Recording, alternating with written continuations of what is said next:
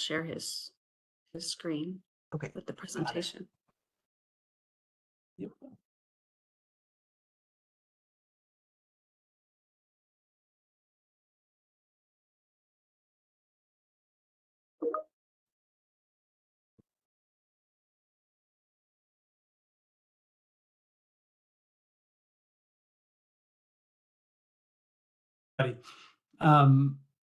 Sorry, a little WebEx technical difficulties. This is the public hearing for our Building Performance Standards Incentive Program. And I'm going to share my screen and let Wendy Simons, our rulemaking coordinator, take it away from there. Great. So our screen is coming up. Great. Thanks, Blake.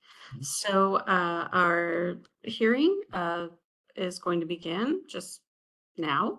As Blake noted, my name is Wendy Simons. I am a rulemaking coordinator and the hearing officer for today's hearing and proceeding.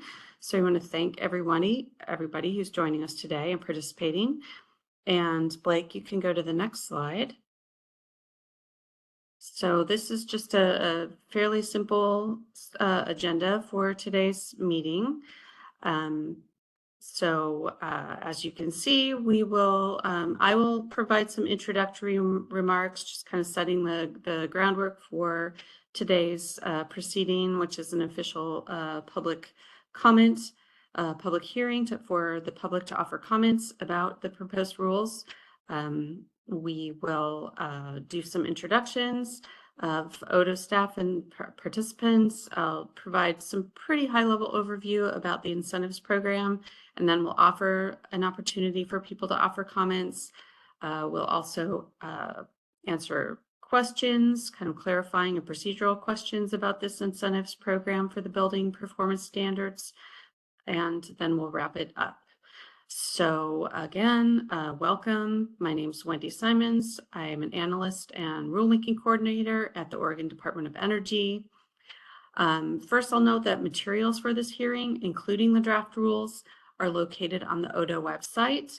So if you go to oregon.gov/energy, then follow the pathway to get involved, then rulemakings, and the Building Performance Incentive Program establishment. We will post these slides on the ODO website after the hearing today. So just a couple of few notes, introductory remarks before we begin. I'd like to note that the purpose for today's meeting is to provide an opportunity for members of the public to provide comments and for ODO staff to answer questions relating to the Building Performance Standards Incentive Program. If you have questions about the Building Performance Standards, my colleague Andrew Johnson will provide the direct program email for the standards, the BPS program, in the chat. There's also a question button on the BPS website on the lower right-hand side that you could pursue that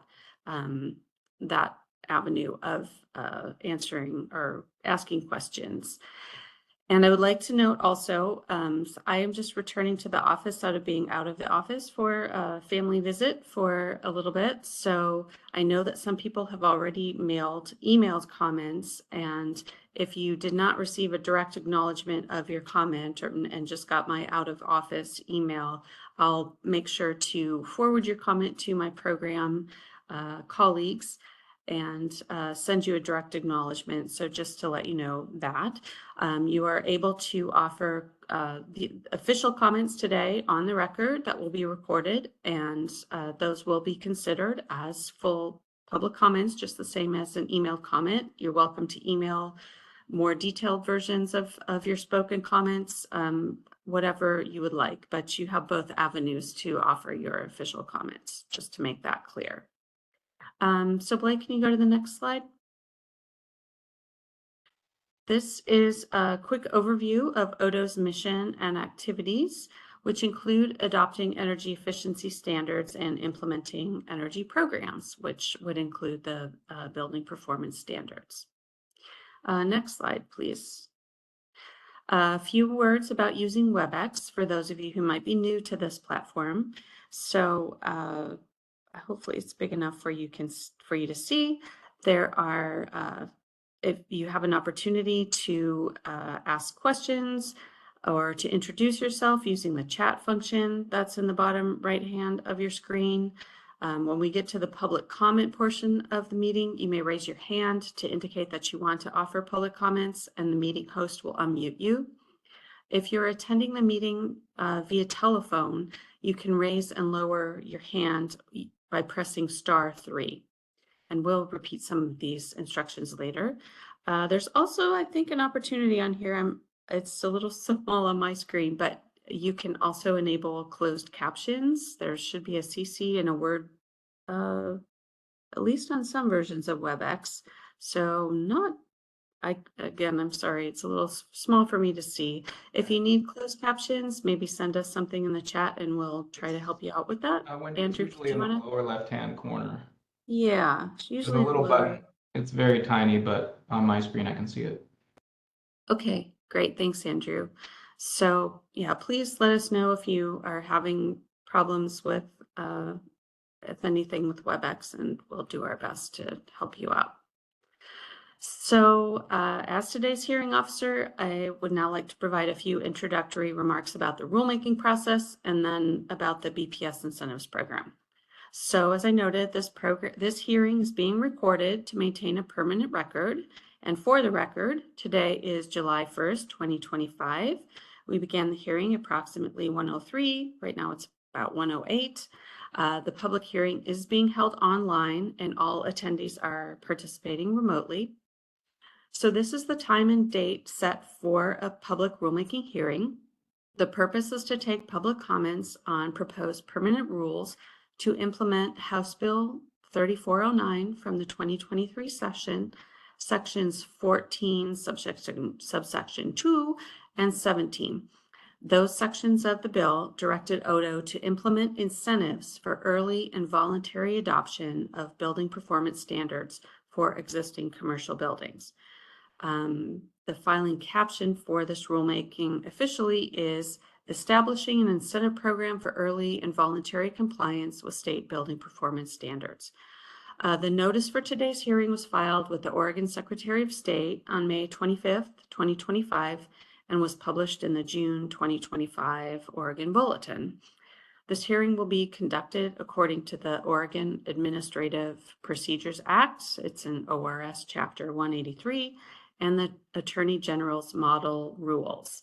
So as noted before, in addition to the opportunity to present oral comments at this hearing, anyone may submit written comments to me by email. It's wendy.simons@energy.oregon.gov at the close of business 5 p.m. Thursday, July 3rd, 2025, and that is also the close of the public comment period. So we will provide that information again toward the end of the hearing, and it's also available on the ODO website. So now I'd like to do a quick round of introductions of ODO staff and ask the members of the public who are attending to please feel free to type your name and organization into the chat. So should we start with Andrew and Blake? Sure. Good afternoon, everyone. I'm Andrew Johnson, and I am an analyst with the BPS team here at the Oregon Department of Energy. And I will hand it over to Blake. Yeah, hi, good afternoon. Blake Schlide, manager of the Codes and Standards section at the Oregon Department of Energy. And I'll pass it over to Lisa. Codes and Standards, backing up the Building Performance Standard Program.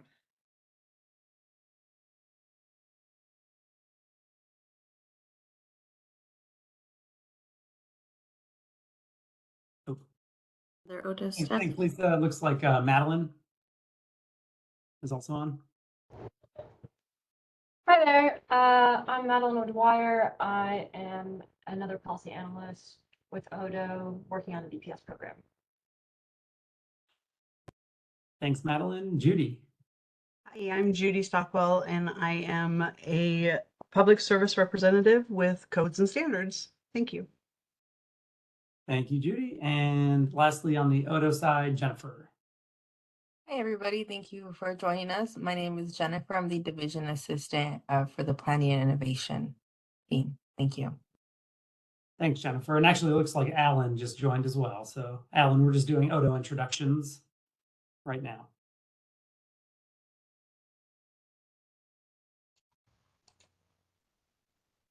Alan Zelenka, Assistant Director for Planning Innovation Division, of which these wonderful people are in P&I. Great, thanks everybody. Before we get to the comments, I'd just like to say a few words, very high level overview of the Building Performance Standards Program. So again, the Building Performance Standard Program was part of House Bill 3409 in the 2023 legislative session. It's a policy intended to address energy use and greenhouse gas emissions from existing commercial buildings, which account for nearly 20% of energy use in Oregon. The Building Performance Standard Program requires many large commercial buildings to enhance their energy management practices and implement energy efficiency measures to meet energy use targets. It's modeled after a national standard, the ASHRAE Standard 100. ODO, Oregon Department of Energy, will be administering this program. And we just would like to note that this program is modeled after a program that was adopted by Washington State, which is, I think, a year or two ahead of us in implementation. And some of building owners may be familiar with that. Blake, please, next slide. This is a graphic just illustrating the compliance categories for this program, kind of the scope of the program, the types of buildings, and note that there are tier 1 buildings which are required to comply with the standard. So buildings over 20,000 square foot in the commercial category, 35,000 square feet. And then there's also tier 2, which are required to do energy benchmarking and reporting. So that includes commercial buildings between 20,000 and 35,000, as well as some other multifamily residential, hospitals, schools, dormitories, university buildings, etc. So next slide, Blake. And again, as I noted earlier, there's a lot of resources and information on the ODO website about the building performance standards themselves. This rulemaking that we're talking about today is a program to offer incentives to building owners who undertake early and voluntary compliance actions for the building performance standard. $2 million in state funding was allocated by the legislature to help building owners offset their costs associated with complying with the BS, such as energy benchmarking and reporting or performing an energy audit. So the rules that we're going to be getting comments on today establish eligibility criteria. They set incentive rates for different compliance actions on a square foot basis. The rules also set caps for different categories of buildings, and the rules outline the application, review, performance agreement, and compliance aspects of the program. And at this point, ODO is planning to award the funds in 2 rounds, and we'll give you an opportunity later for my colleague Andrew Johnson, who's the lead for the program, to provide some more information about timing if you're interested in that. So next slide, please, Blake. So here is more information as well as some links and resources about this rulemaking and about the BPS program and incentives program in general. I will note again, here are the dates and contact information for the deadline to provide comments and where to provide comments, and our anticipated timeline for filing the rules. So Blake, if you'd like to leave that slide up, then I will at this time invite members of the public to offer any public comments that they would like to at this meeting. Please raise your hand to let us know that you'd like to offer comments. And again, you can use *3 if you're attending by phone. And before you offer your comments or begin your comments, please share your name and the organization that you are representing. So at this time, I think Judy or Jennifer can unmute the first person who's raised their hand.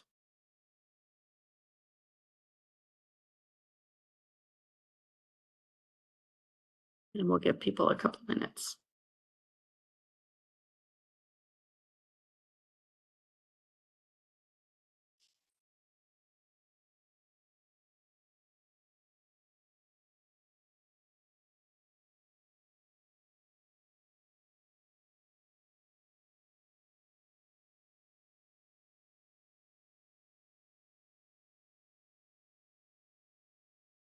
Hi, this is Vincent Hasso. I'm the Energy and Sustainability Policy Manager with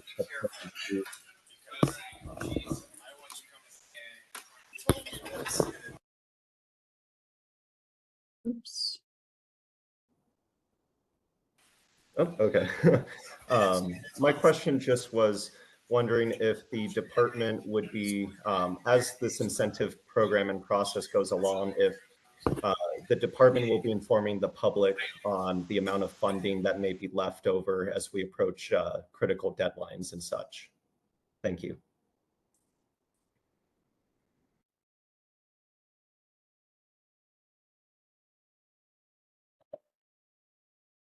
Andrew, would you like to take that? Yeah, I can take that one. That's a great question. So the way that the application process works is we will have a 30-day application window where we will accept applications, and then we will probably have about a 30-day review window. And at the end of the review, we will announce the awardees. So that will be for the first round, $1 million in funding. And once you have, if you've been awarded an incentive, you'll sign an agreement with us. And then once you complete your compliance action, you will submit part 2 of the application. And if everything looks good, we'll submit payment. There won't be like a tracker, an incentive, a remaining funding tracker on the website, just because, you know, we imagine that we will receive many more applications than we have funding. But if we have remaining funding and we did not receive enough applications, then we will post something on the website letting everyone know how much funding is available for round 1 and round 2. Does that answer your question? So Vincent, I might just add also that we have pretty extensive lists of people who've asked to be notified, and we will notify everyone, and I believe all eligible owners as well, Andrew, so that everyone we'll be putting information on the ODA website about the various deadlines for application as well as reaching out to folks.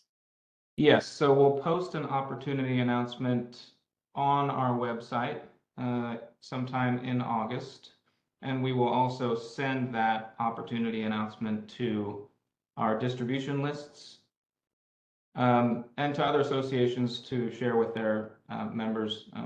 We're going to obviously try to cover our bases here and get the word out to as many of our stakeholders and the public as possible.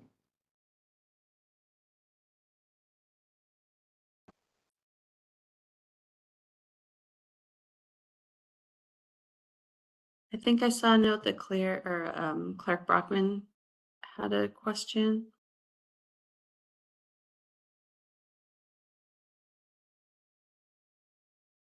I'm curious how you'll be documenting or tracking the results of the grants given. Will there be some sort of required submission by grantees about which measures they undertook and what outcomes came from them? Or will you be pairing what they did in their application to then their submission, I mean, for the grant application to their actual submission for compliance? How are you planning on connecting those dots?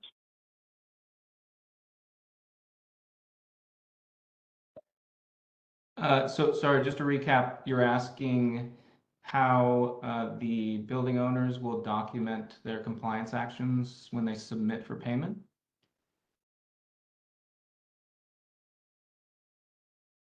Is that right, Clark? Just want to make sure I heard your question correctly. Can Oops. you unmute Clark again, please?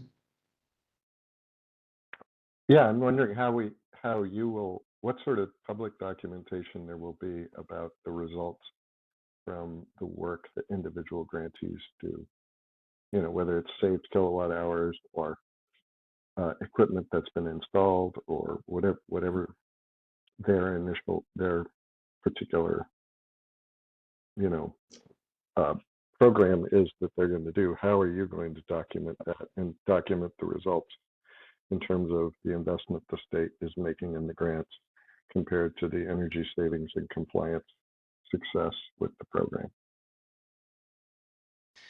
Yeah, that's, I think Blake can probably follow up on that a little bit. There isn't anything currently written in the proposed rules that would require us to publish that specific to the incentive program. However, I believe there will be some sort of public reporting regarding the overall results of the BPS program. But Blake, maybe you can expand on that. Yeah, I can add a little bit, Andrew. Thanks. Thanks for the question, Clark. So a number of the incentive eligible activities that are built into the rules are for things like developing an energy management plan, things like developing an operations and maintenance program. And in those cases, we would expect a building owner to submit to us their completed energy management plan and operations and maintenance program. And as long as it meets the requirements in the standard, then it would be eligible for payment of an incentive. Similar to the benchmarking piece, if they're eligible for that benchmarking part of the incentive, they would benchmark their energy according to the standard, entering it into Energy Star Portfolio Manager, sharing it with us so that we can view it and confirm that it's all been entered in accordance with the standard requirements, and then they would be eligible for the incentive payment there. So that's kind of how we'll connect the dots between activity, like eligible compliance activity, and actual payment. There's only one, like the kind of the final section of the eligible incentives that's available for an incentive, $10 or 10 cents a square foot for actually achieving compliance and reducing the energy usage down to like the energy intensity use target. And in that case, we would document that similarly to the benchmarking piece and look for the change in their EUI and Energy Star Portfolio Manager there too to document that. Great, thanks for the clarification. Yep, thanks.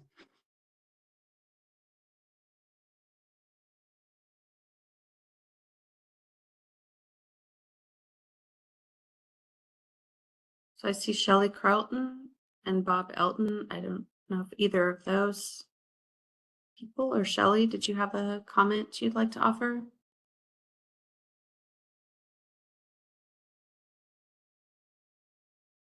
I just wanted to put my name and organization in there. That's all. Oh, okay. Thank you. Bob, I see Bob Elton has his hand raised. I did have a Thanks. question about where can we, I'm assuming you have form templates available somewhere. Where would they be available, or are we required to, or are we making up our own forms? I can address that. This is Blake. So the forms will accompany the compliance management system that we roll out, and that will happen next year. So the forms for like exemptions, forms for applications for compliance, and all that will happen in 2026. There'll be a third-party software that we look to manage that. So the forms are not yet available. And we've got some time, right? Like buildings don't need to actually submit compliance until at the earliest 2028. Although they'll be available to submit compliance information early in 2026. But the forms themselves, as part of the compliance management system, are not yet available. It's a good question. Thanks.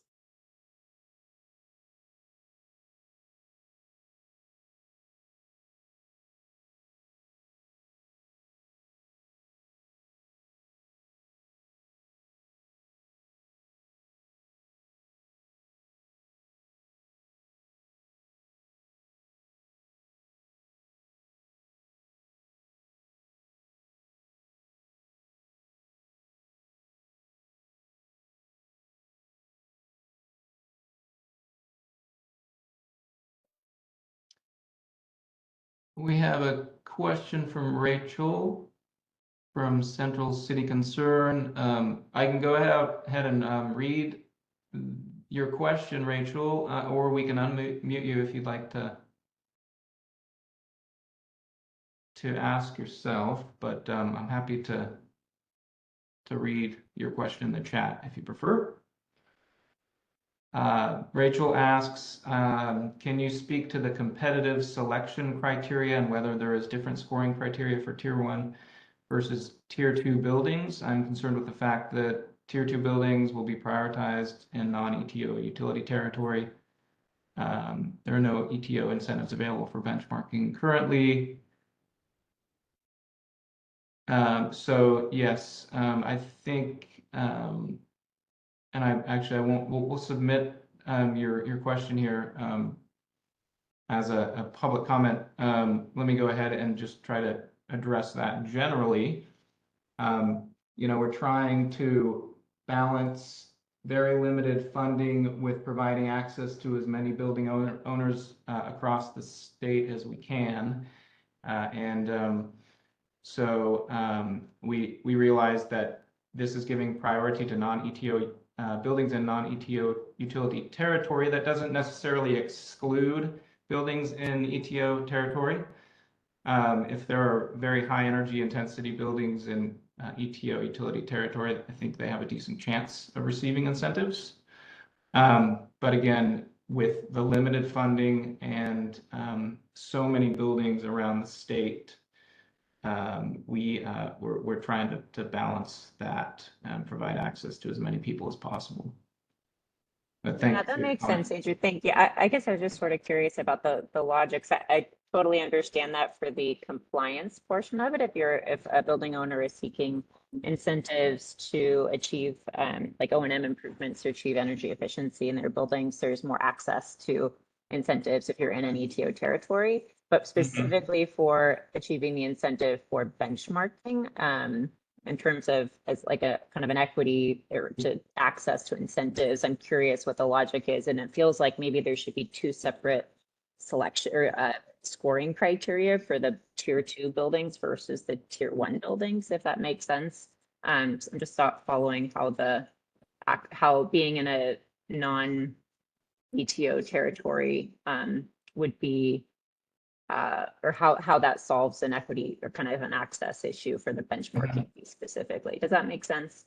Yeah, it does. And we'll certainly take your comments and consider any possible changes we can make. But yeah, so we realize that ETO provides certain coaching and incentives already to buildings in ETO territory. I understand that doesn't include benchmarking, so we'll certainly take that into consideration. But again, appreciate your comment. Yeah, and then I guess just kind of just trying to understand the scoring criteria a little bit further on a couple of those other items. I think what is the logic behind scoring smaller buildings more highly than larger buildings? Yeah, I think just generally smaller buildings have fewer resources than larger buildings, and so we're trying to provide a little extra incentive for those cases.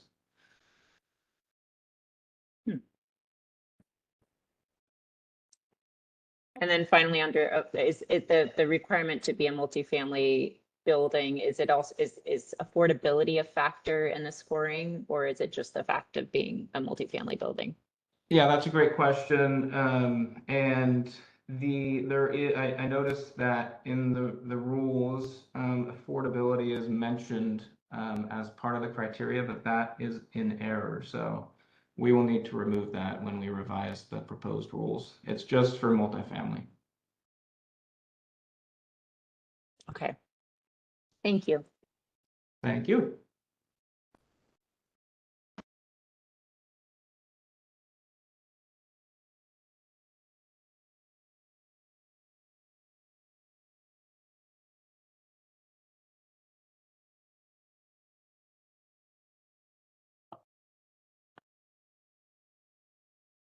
So we will allow a few more minutes for people to offer comments. If you would like, please raise your hand or otherwise indicate to us that you'd like to offer a comment, or if you have questions.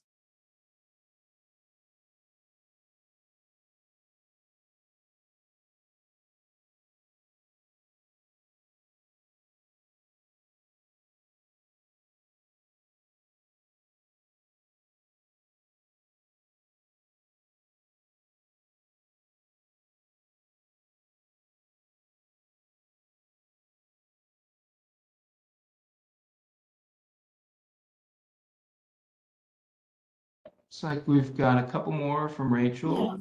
Thanks, Lisa. Yeah. You can go ahead, I think, if you're unmuted. Yeah, please. Sorry, I was muted again. Ah. Apologies. I do have a couple more questions, if you don't mind, and if anybody else wants to chime in, I'm happy to move to the end of the line. But I am curious if tier 2 buildings can opt to be treated as a tier 1 building. I understand that maximum incentive cap for tier 2 buildings is $10,000, but for a building of similar size, like say a 35,000 square foot building, if it were treated as a tier 1 building, could earn up to 35,000 in the incentive cap. Is it possible for a tier 2 to opt to be treated as a tier 1? And that's that's an interesting idea. In terms of the incentives, that's currently not in the rules, the proposed rules. I might hand that over to Blake because I think generally speaking, a tier 2 building can opt in as a tier 1, but in regards to the incentives, that's currently not in the rules. Okay. Yeah, that's right.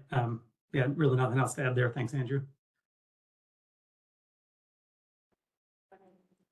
That makes sense. And then I guess my last question is, this is more for tier 1 buildings, but thinking about the EUI versus the EUI target and kind of taking into consideration how prioritizing buildings that are a higher percentage over the EUI target, and thinking about what your protocol is for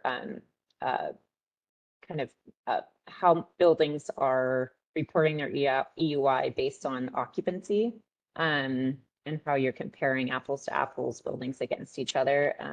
If you've got a building that's, at 95% occupancy now, or at a very low occupancy right now, maybe shows up a lower EUI as a result of low occupancy. How is that taken into consideration in both the performance standards and kind of how you achieve the EUI targets, as well as in the incentive program? Yeah, currently the way we have designed the scoring, we're not considering occupancy. However, we'll certainly think about that. We appreciate the comment. And I think, Wendy, I'm not sure if the written comments in the chat are considered official submitted comments, but they are, okay. And I didn't know, I think that we've already received comments from Energy Trust of Oregon. However, if you have additional comments, Rachel, you might want to email those over as well. Okay. Just make sure everything's covered, yeah. That sounds good. I'll note that one, because I think that's an important one to consider for buildings where they may not be fully leased up or fully occupied, may show an artificially low EUI and may actually make them look like they're not eligible for the incentive because they're not as high over the target. But if they were fully occupied, they would be significantly over the target, if that makes sense. So I think just taking that into consideration and how you value or score buildings that are applying for the incentive. And then finally, kind of one like technical piece of that is just thinking about mixed use buildings where so like for a multifamily building where we've got mixed use and maybe has commercial on the ground floor and residential above, and maybe a separate meter for commercial versus the residential. How do you want us to calculate EUI for applying for the incentive if we were to, and I realize a tier 2 is just for benchmarking, but if we had a tier 1, if we were treating ourselves as a tier 1, would we just take the usage on the meter that's associated with the residential portion of the building, or is it whole building, all meters, regardless of the use?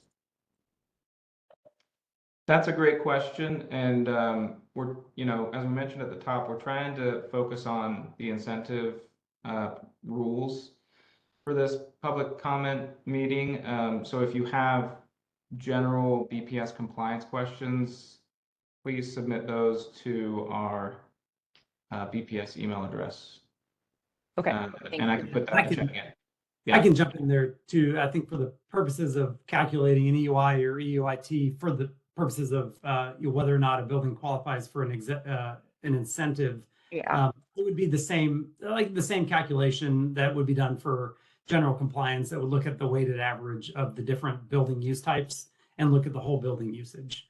And we have an EUI target calculator up on our website that can be used to help with that if desired. And then to go back to one of the points about the EUI target, or rather the EUI 15 point above the target threshold, we are somewhat limited in our flexibility there because that is a statutory eligibility requirement for the incentive in order to be eligible. So we just to be clear, we don't have a lot of flexibility there in terms of that being the threshold for one of the thresholds for eligibility.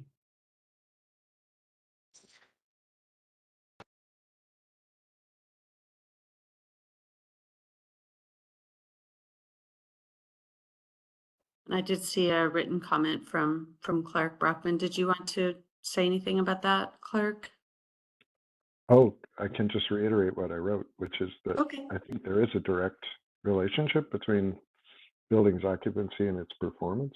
And it seems that the standard needs to find some way to take that into account, or you could have skewed results in both directions, either a highly occupied building showing poorly on its benchmark, or a very lowly occupied building showing very well on its benchmark, and then later it becomes highly occupied and things are discovered late. So it just seems like something that the standard should at least take into account and be able to speak directly to.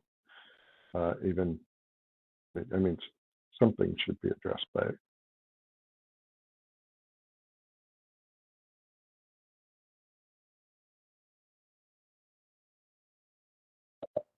That's it. Thanks, Clark.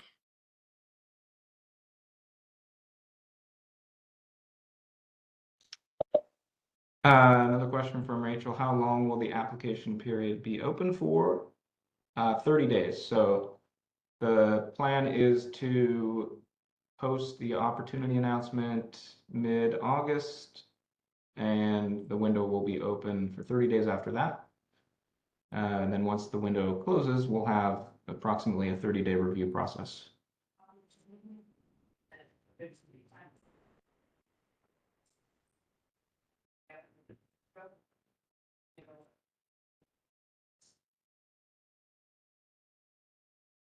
So I don't know if Rachel, if you had an additional question, let us know.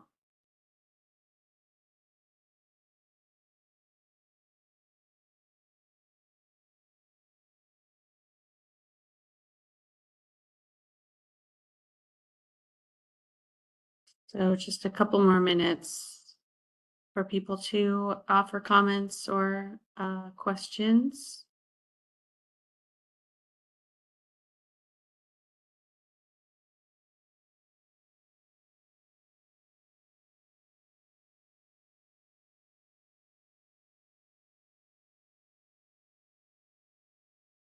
So I have a few closing remarks. So I will start with that.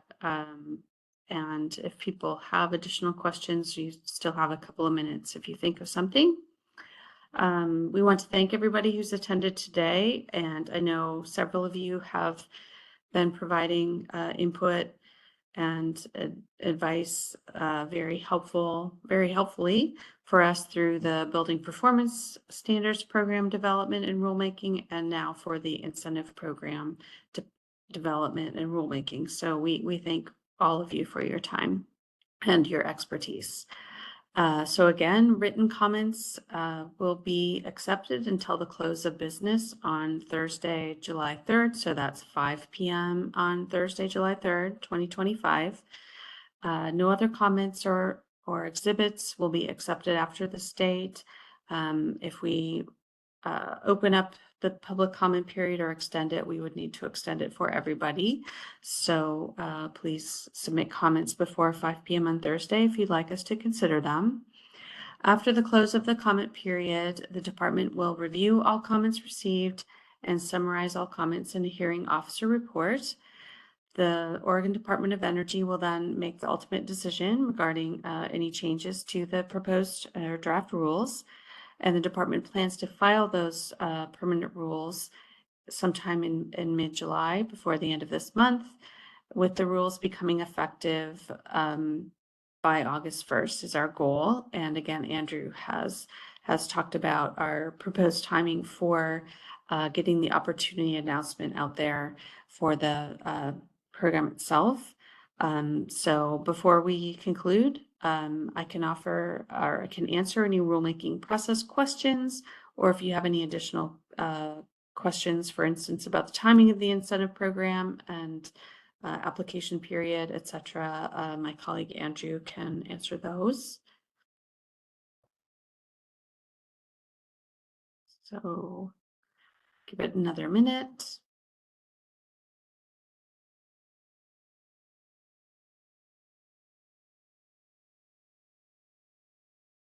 And Blake, you could go ahead and click through to the last slide. So here you have my email address and Andrew's email address, as well as the ODO webpage for the BPS incentive program rulemaking.